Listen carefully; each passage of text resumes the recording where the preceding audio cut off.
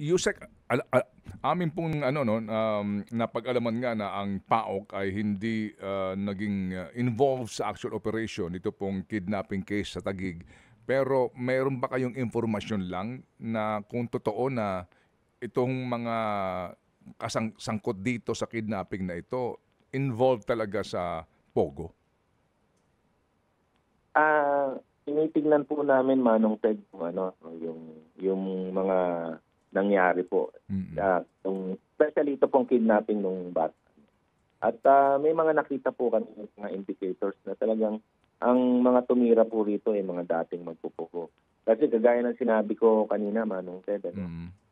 yung mga naiwan dito at nagpaiwan ng mga dating POGO workers, ito ho yung mga pasaway Manong Ted. Kung hindi may kaso, Mm. talagang gusto na ho dito sa Pilipinas dahil nakaramdam ho sila ng luwag dito Manong Ted na pag-aralan nilang mabuti kung paano sila makakalusot at makakatago.